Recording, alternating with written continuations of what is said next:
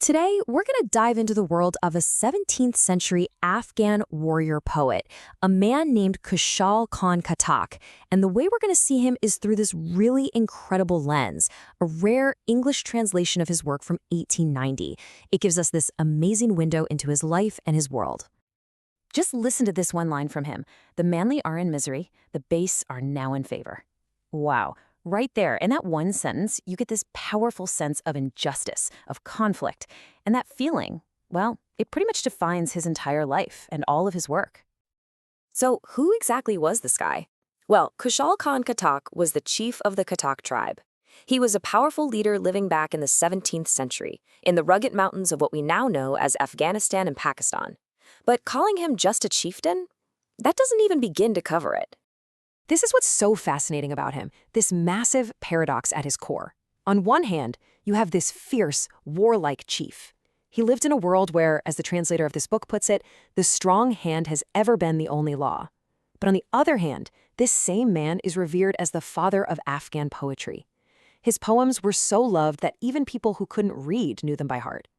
He wrote in Pashto, the language of the Pathans. And he didn't just write in it, he made it his mission to elevate it. See, back then, Persian was the big deal, the language of the court, of high culture. Khushal wanted to make Pashto just as powerful, just as respected.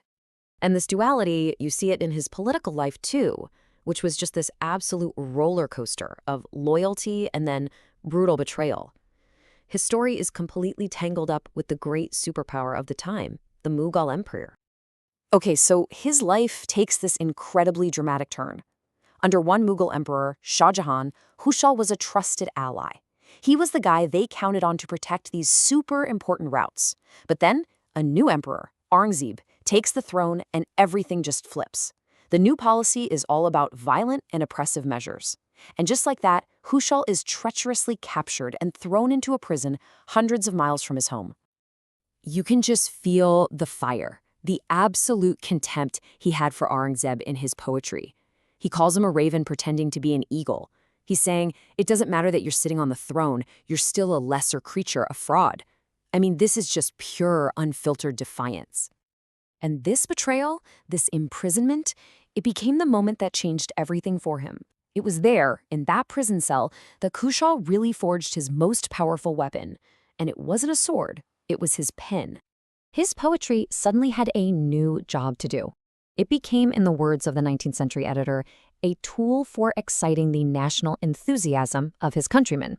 His poems, now full of this patriotic fire, were basically a call to arms for the Pashtun tribes.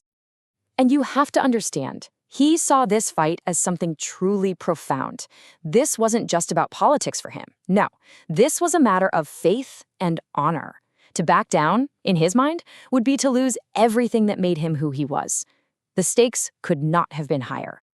But, if you only see him as a warrior, you're missing the incredible depth of the man. His poetry wasn't just about war and resistance. It explored, well, pretty much every part of being human. Sometimes he was this deep philosopher, thinking about the power of destiny and how, in the end, our wealth and our armies don't really mean much against it. And then you get this. A man with this deep, deep appreciation for nature. This is the same warrior who wrote about battle, taking the time to list out the flowers of spring with such care and detail. It's beautiful. And he could also be a romantic. He wrote love poetry with so much passion and tenderness. It's this incredible range, from warrior to philosopher to lover, that really makes him such a fascinating and enduring figure.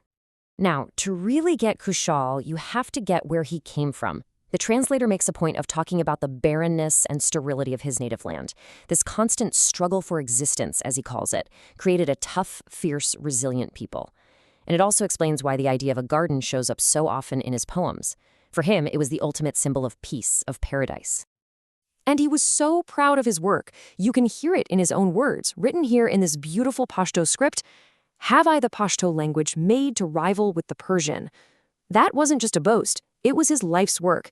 He was giving his people a voice, a literary tradition, all their own.